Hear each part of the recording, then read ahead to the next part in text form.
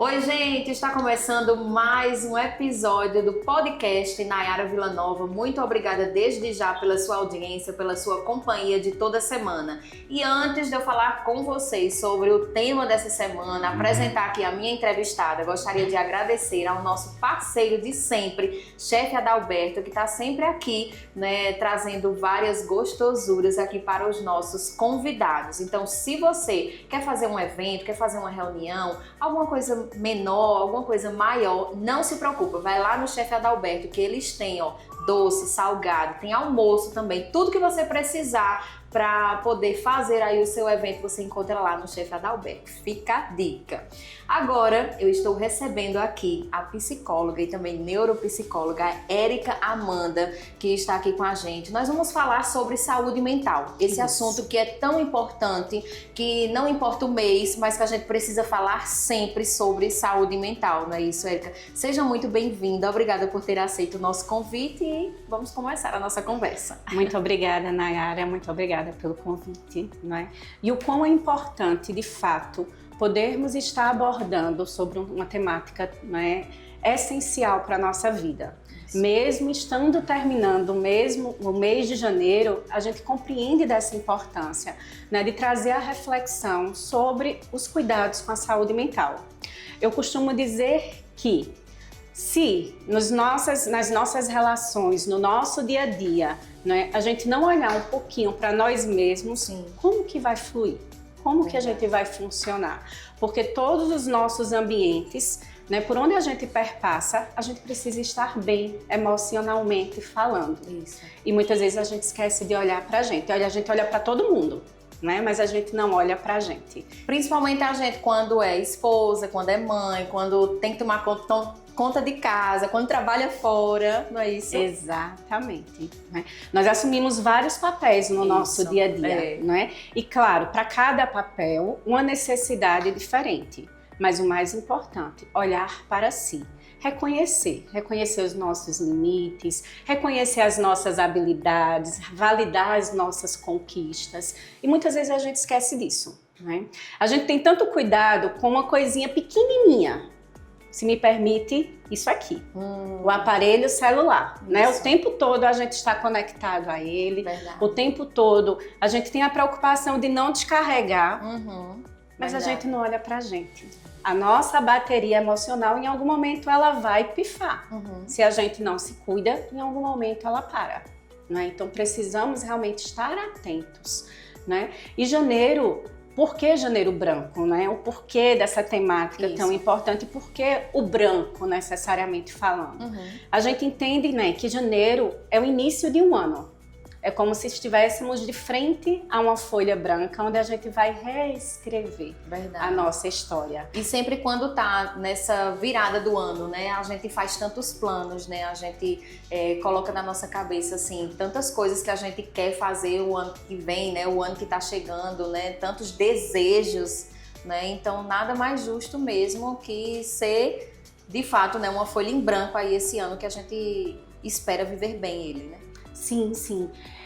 Quando a gente fala dessa folha em branco, é importante a gente ter a ciência, Nayara, de que a gente precisa fazer essa avaliação do que passou, mas não carregar um peso muito grande. Né? Érica, por que você não conseguiu conquistar tal objetivo? Então a gente começa a colocar uma crença de limitação. É porque você é incapaz, você é impotente, não vai dar conta? Não. Inúmeras situações, né, envolvem o porquê de não ter alcançado com êxito tal objetivo. Porém, não impede de fazer essa autoavaliação e redefinir, né? Parar, pensar e redefinir ações mais estratégicas, mais eficazes. Então, a gente precisa realmente parar, olhar pra gente e pensar até onde eu posso ir, o que é que eu quero. Sim. E o que é possível. Sim. Porque eu também me preocupo muito. Eu trabalho com crianças também, não é? E eu me preocupo muito quando eu vou tentar, por exemplo, organizar uma rotina de uma criança, né? Uma rotina de estudos, uma rotina, né, diária. E aí, quando eu vou tentar encaixar algo com essa criança está tão sobrecarregada que você não consegue encaixar mais nada para ela. Nossa, tô entendendo. Né? Porque hoje a gente também vive uma sociedade que quer que você aprenda a fazer tudo de uma vez. Sim. né? Então, nós temos que estar aprendendo uma nova língua, nós temos que estar trabalhando. A criança, por exemplo, ela tem que estar no reforço, ela tem que estar na escola pela manhã ou à tarde, ela precisa fazer um esporte, ela precisa fazer um exercício físico. Sim. E assim vai. Né? E daqui a pouco essa criança não tem tempo nem para respirar. Isso, tem aquele momentinho também que ela precisa ser só uma criança, né? Brincar, colocar o pé no chão, né? O que eu digo, se sujar na terra, que a gente não vê isso mais acontecer, se lambuzar com picolé, né? E nós adultos também não paramos para fazer isso. Né? Se a gente olhar para o nosso dia a dia, muitas vezes a gente se culpa. Quando a gente para, senta e vai, por exemplo, tomar um café. E aí a nossa cabeça começa a processar. Por que eu parei? Se eu tenho isso, aquilo e aquilo outro para fazer. Não é? Mas a gente precisa sim dessas pausas. São pausas estratégicas, são pausas de cuidado. Mas muitas vezes a gente se julga. Eu não posso parar. E aí eu pego a tua fala inicial, porque eu sou mãe, porque eu sou profissional, porque eu sou dona de casa, porque eu sou filha, porque eu sou irmã. E assim, tantos papéis que a gente assume. Mas a gente precisa ter pausas. Né? E a sociedade vem consumindo muito, né, essa sensação e essa necessidade de que a gente não pode parar. Né? É tanto que nós temos hoje aí as pessoas que pegam e têm estafa mental, emocional, porque elas estão saturadas. Ou seja, chega no limite que de fato o corpo em si não aguenta mais e diz, não, você tem que parar, ou por bem ou por mal, né? Sim. E aí realmente, como você falou, né, a bateria descarrega e aí a pessoa de fato precisa rever, né, a partir daquele momento como é que tá a vida dela, né, precisa rever os conceitos para poder viver melhor, né? Isso. Eu estava conversando com um colega ontem à tarde, e aí no meio da nossa conversa ele disse, mas eu vinha de várias e várias visitas em várias e várias instituições, e aí um determinado momento eu fui apanhar uma caneta que caiu no chão e a coluna não voltou. Eita. Eu disse, aí ele fez, eu acredito que eu estou com problema de coluna. Não, não é coluna. Não é? Esse corpo que está dizendo, para. Se dando você sinais, vem numa rotina que você não para, não para. Ele trabalha com consultorias. Né? Então é ponte aérea, não para. Eu digo, veja, em algum momento esse corpo vai sinalizar, ele vai somatizar e vai dizer, parou. De alguma forma você vai precisar parar. Repensa, reflete, né, nas tuas ações. E nós não conseguimos parar para refletir sobre as nossas ações. Isso é muito preocupante. Verdade. Né? Isso é muito preocupante porque nós temos um índice muito grande hoje em dia no nosso país de suicídios. Né? São pessoas que almejam cada vez coisas maiores, não conseguem parar, de fato, não conseguem refletir, tem várias dores, várias, né, situações, claro, também de contextos emocionais que perpassam outras condições, elas não param para se cuidar, não param para buscar ajuda, e aí essa dor é tão grande emocional, que elas acabam, né, tirando a própria vida. E aí, nesse ponto, nesse caso específico, é importante a rede de apoio, né? É essencial. Porque muitas vezes a pessoa começa a se sentir triste, sem motivo aparente, digamos, né? Começa a se fechar, começa a não querer sair de casa, não querer conversar, não querer fazer coisas que antes fazia. Sim. Então, as pessoas que estão próximas, elas precisam ficar de olho nessa mudança de comportamento para poder ajudar, né? Porque às vezes é muito difícil uma pessoa que está, sei lá, deitada na cama, que não tem vontade de sair e tal, começar a pensar, não, eu tô entrando numa depressão, eu tô precisando me cuidar e marcar um psicólogo. Às vezes é difícil, né? Às vezes é preciso essa ajuda, sim, né, Érica? Sim. É necessário, né? É necessário esse olhar, né? Esse olhar atento dessa rede de apoio, seja ela uma mãe, um pai, um amigo, né? Nós precisamos estar atentos, sair um pouquinho do nosso próprio quadrado e olhar esse espaço um pouco mais amplo, né?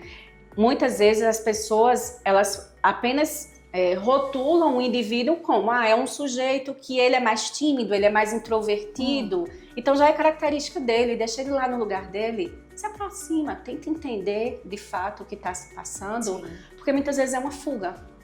Né? É uma fuga, eu não quero falar dos meus problemas, eu tenho vergonha de buscar ajuda, porque infelizmente nós ainda temos isso, né, muito forte na nossa sociedade.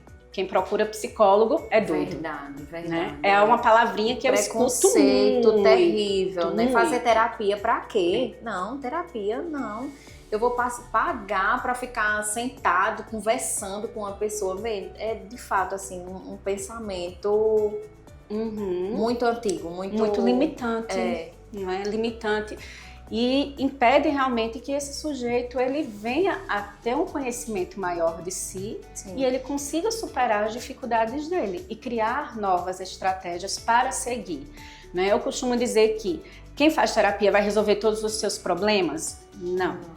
Né? Mas quem faz terapia vai estar fortalecido para enfrentar as dificuldades? Sim. Porque as dificuldades elas vão surgir.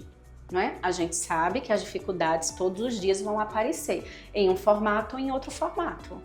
Porém, depende de como a gente tem, né, esse autocuidado, esse reconhecimento das nossas habilidades, das nossas potencialidades e também das nossas limitações para que a gente possa pedir ajuda quando necessário. Né? Reconhecer que a gente é um sujeito que pode sim esticar a mão e dizer, pega aqui na minha mão agora, me ajuda a sair desse lugar que eu não estou conseguindo sozinho, né? E aí sim eu vou conseguir enfrentar tudo que vier, porque vão vir dificuldades. Mas como que eu vou aprender a lidar com isso? Depende, né, de como eu estou olhando agora, cuidando agora. Volto a trazer o exemplo do celular. Eu não posso esperar a minha bateria emocional acabar, descarregar de vez. Porque aí sim pode se instalar outros quadros, principalmente um quadro depressivo. Sim. E a gente sabe que quadros depressivos, eles, dependendo de como ele se instala e a intensidade, é um processo muito mais lento de tirar o sujeito desse lugar. Sim. Né? Vai precisar de várias e várias outras intervenções, principalmente intervenções junto de um psiquiatra, por exemplo. Né? Então a gente precisa ter esse cuidado, precisa ter esse olhar.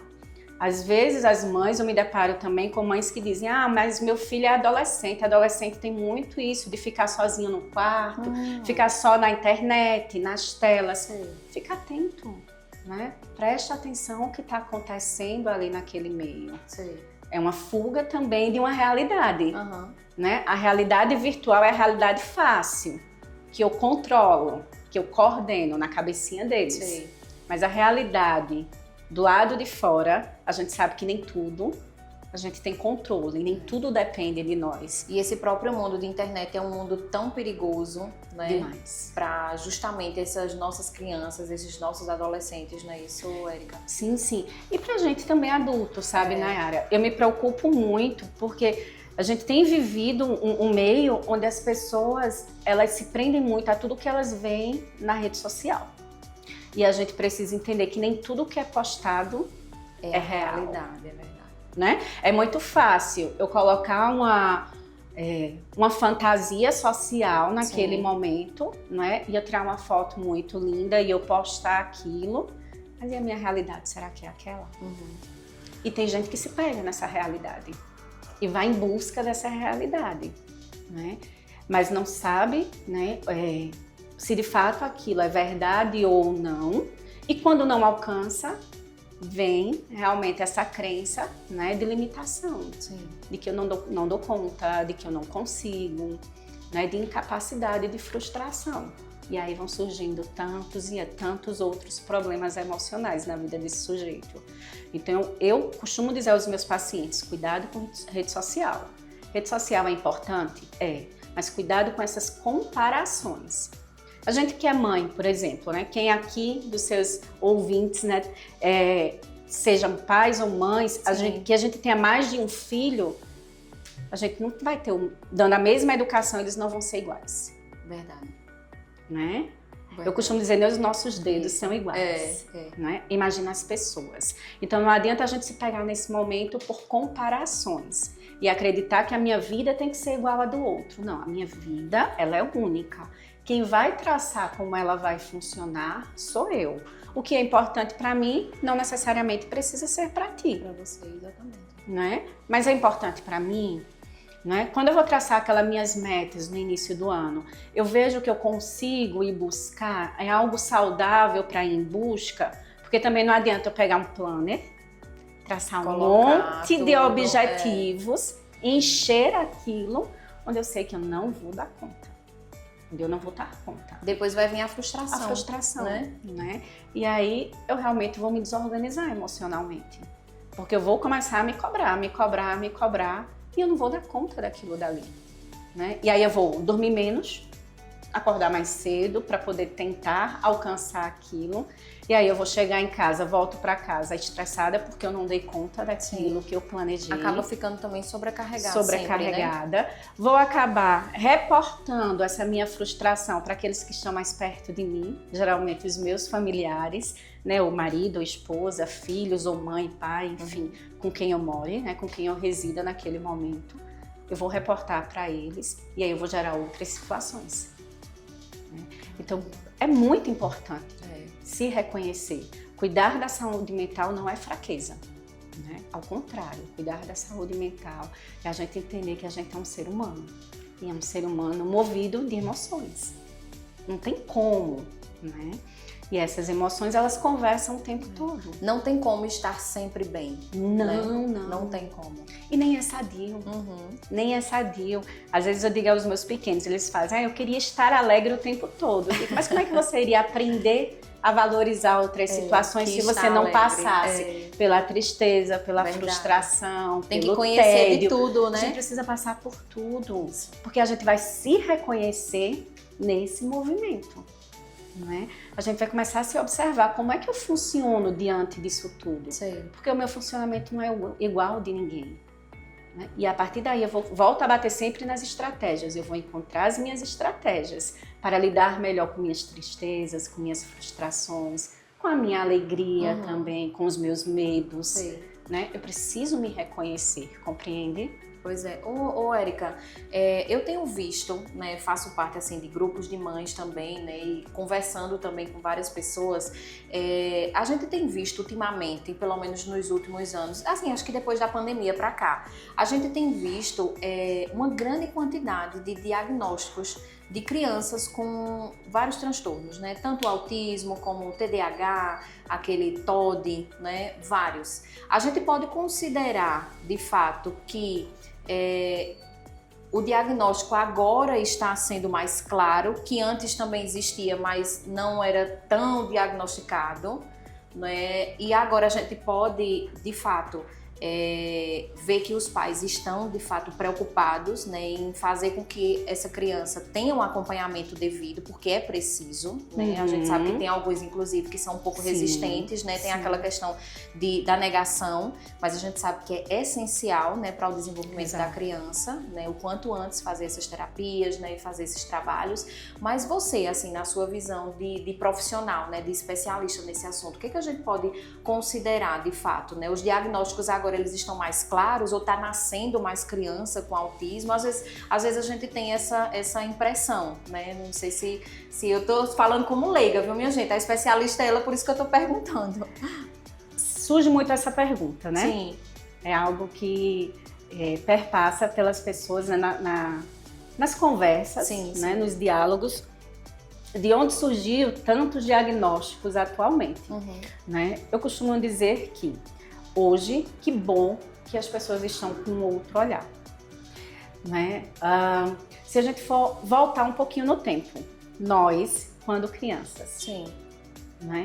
Se nós hoje, enquanto adultos, fizéssemos uma avaliação, algum de nós teria aí algum diagnóstico, possivelmente, né? Porque a gente entende que passava por algumas situações e tinha algo que, se a gente vai investigar e estudar melhor, a gente entende que ele caberia, né, a ser enquadrado em um determinado CID. Tem até aquela coisa assim, que às vezes eu dizia, fulano é leso, fulano é muito leso, fulano tá sempre assim, não sei o quê. No né? mundo da no lua. mundo da lua, isso. Né? Que antes era tipo assim, uma brincadeira, chacota, né? Que naquele tempo não existia nem bullying, né? Mas de fato, hoje o olhar poderia é ser outro. isso. Poderia ser de fato algum poderia tipo ser, de problema. Mas não se tinha, não é, esse olhar, não se tinha esse cuidado, não se tinha realmente a birra de menino, né? Ou não, deixa pra lá. Né? Ele vai aprender com a vida. A gente escutava muito isso, vai aprender com a vida. Né?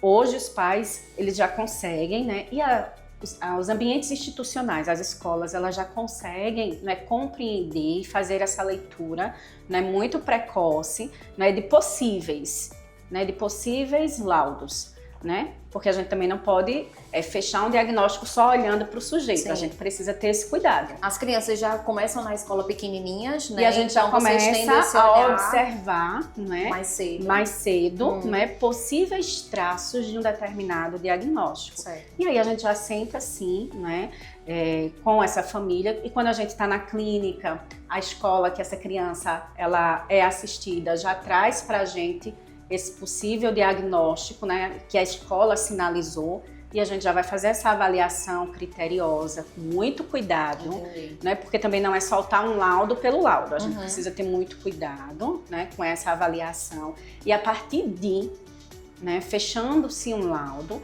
a gente vai ter realmente um direcionamento mais assertivo e um cuidado mais assertivo para essas crianças. E nesse momento vai entrar aí também uma equipe multidisciplinar. Sim. Né, que é tão importante.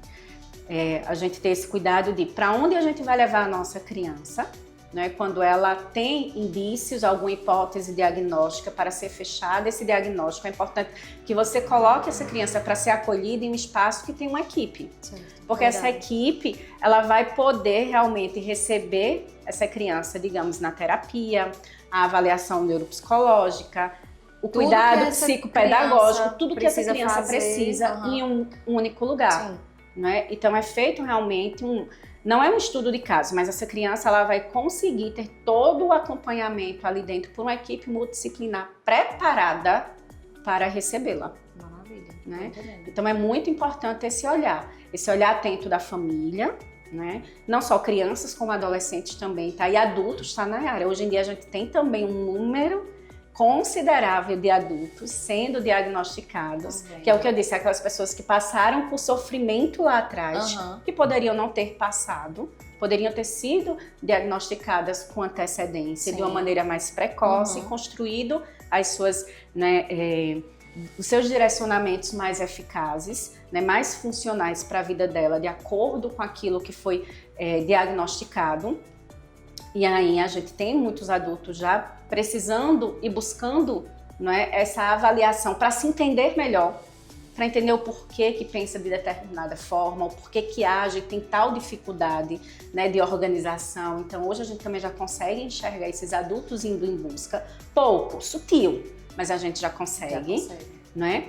E o quão é importante buscar um espaço que tenha esse olhar mais amplo, esse olhar mais acolhedor, esses profissionais que vão realmente ter esse cuidado com esse paciente quando ele chega, né? Ele vai ter essa anamnese inicial e a partir daí esses direcionamentos para esses profissionais, né? Essa indicação. Maravilha. Vamos falar um pouquinho agora sobre a Multivida. Conta pra mim, né? Você além de profissional também é empreendedora, né? Fala um pouquinho pra gente sobre a clínica, né? Onde você trabalha, que tem também outros profissionais, né? Junto com você, justamente para dar todo tipo de apoio que as pessoas precisem. Conta aí um pouquinho. Perfeito, vamos lá. A clínica Multivida, né? Ela nasceu o ano passado, logo após o carnaval. Era um desejo, eu costumo dizer que eu estava gestando esse desejo, né, há alguns anos. Eu estou fazendo 25 anos de formada, né? Então era algo que eu queria muito. Eu sempre atendi, mas atendia em outros espaços, né? Sublocando outros espaços, né? E ofertando os meus serviços aos pacientes. Mas eu queria um espaço meu que eu pudesse pensar dentro dessa perspectiva da multidisciplinaridade. Né? Porque eu entendo da importância desses profissionais conversando, dialogando e acolhendo. Maravilha. Né? Sem quebrar, claro, a ética profissional, mas acolhendo de maneira muito respeitosa e muito cuidadosa a quem chega. E aí conseguimos, né, abrir o nosso espaço. Hoje nós somos 11 profissionais, né, entre psicólogos, neuropsicólogos, psicopedagogos, neuropsicopedagogos e psicanalistas. Né? E aí nós todos os dias temos alguns destes profissionais acolhendo aquelas pessoas que procuram o nosso serviço. Certo. E aí, além dos serviços também, vocês oferecem para aquelas pessoas, né, que precisam de um espaço também para atender, não é sim, isso? nós sublocamos também salas, né, para aqueles profissionais que estão iniciando agora a sua carreira, né, que precisam de um espaço, né, de uma ajudinha, né, de quem vai olhar, pegar nessa mão também e dizer, ó, você não está só. Né? Vem com a gente, que a gente vai buscar com você, a gente vai estar, né, trabalhando contigo nessa tua identidade profissional, todo esse teu trajeto que está iniciando agora.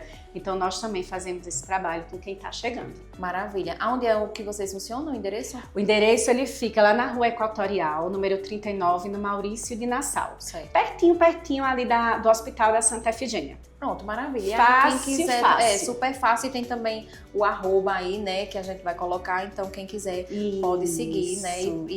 Sigam, né, a clínica, deem uma olhada nos nossos serviços, né? O que é que a gente oferta. Nós trabalhamos com crianças, adolescentes, adultos, pessoas com deficiências, né? E casais. Então, temos uma ampla variedade, né, de profissionais habilitados para acolher toda a demanda que chegar. E antes da gente encerrar, aquela frase que é 100% verdadeira, não é clichê. Todo mundo precisa de terapia. Sim, todo mundo precisa de terapia, né? Busquem terapia, terapia é vida, é necessário.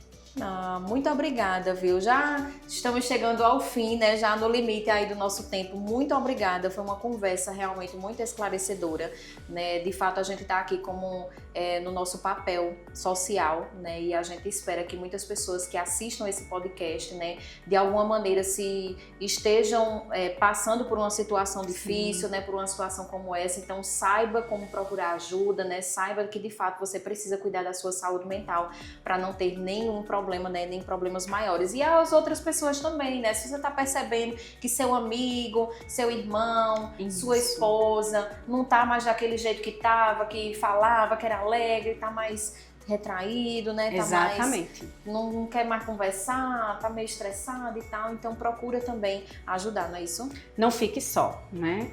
Eu costumo dizer que sozinho a gente não consegue chegar a lugar nenhum. Então, busque alguém, busque a ajuda de um profissional habilitado. Ele está ali de uma maneira muito ética, muito cuidadosa para acolher a tua dor, né? Para acolher o que você traz e para te ajudar a traçar um novo caminhar. Maravilha. E a Clínica Multivida está aberta. Que coisa boa. Muito obrigada. Muito obrigada, viu? Nayara. Gratidão. Até a próxima, volte sempre. Obrigada. E muito obrigada para você que acompanhou aqui com a gente mais um podcast. Não esquece, tá? Toda semana tem um episódio novo aqui no nosso canal no YouTube. E lá no Instagram, todos os dias tem um pouquinho da nossa conversa aqui da semana. Todo dia tem um pedacinho lá da nossa conversa, tá certo? Então, muito obrigada e até semana que vem, se Deus quiser. Tchau, tchau.